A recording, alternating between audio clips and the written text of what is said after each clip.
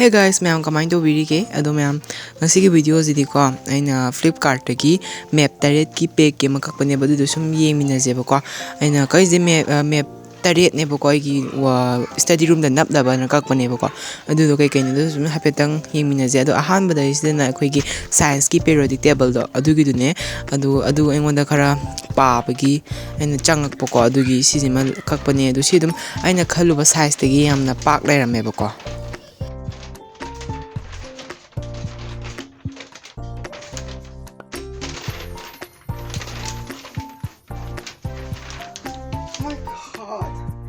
I am PM no mal, I am chow there, man.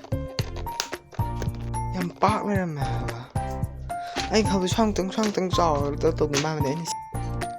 There got more than periodic table. This is the kind of color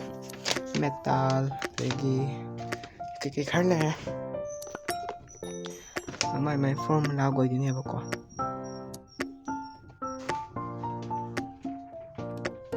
Ado size yam chawramen na phambu laigadra khangdra map tare chanap toise do mathangi da moina hang tok history of India gi short kaino ne do history gi ai pa ba budi loidri ba ko pa ba loida targa su aina sum moi pek ta la ba ne dum yawzer jan ka ba tar adugi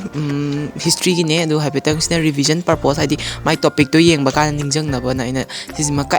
pa ba budi loidri tangkhai ba yodri dai history ji pulap loidri ba ko do ga so dum ka ko adune dum yam chaw le ra me na khadu size tegi aduga mathangda mo hang tok toisna world gi political map ne world gi political map se gi hoji ama su leba ko plastic ke dur ga joina che gi su pamba che gi pamba gi moina si jun yaw han bai tai de ne kai khot pa gi aina longning ba adugi ne aduna world gi political maps ama lei ra aduga adune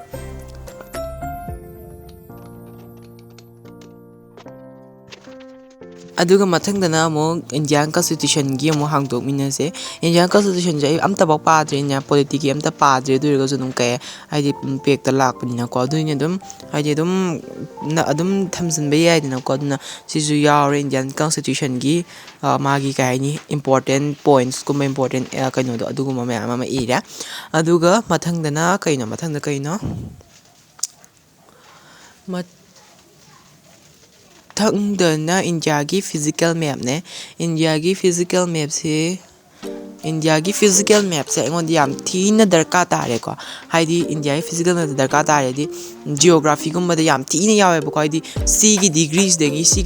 da smaina lakpa adegi c gi manipur na degrees da lei adegi smaina nungsit che nong gi smaina c gi lam ji da gi na si bak lai kholi monsoon je smaina tawi kholi da yam thina darka tare ba ko du mai reverse na kai da cheli duna India gi political ama zu physical ama zu law bane du mathang sina mo world gi physical map world gi su India ga chapa na world gi physical polity aduga India gi su physical polity ani mari mak yam thina ngona darka ta ba du oiba adugi mari mak si ju darka ta aduga science ki element ju darka ta ba ngonda adugi sigi pek si kak pane ba ko adugi yam thina darka ta ba di map sing sine haidi India ga world gi map sing de ngonda yam thina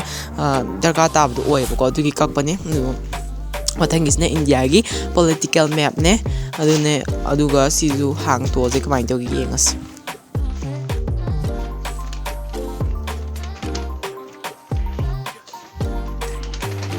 aduga sigi class na palor kanda egi room tour ama su torok pa ya bre yenge du ya ta lim thagala ke du video me ama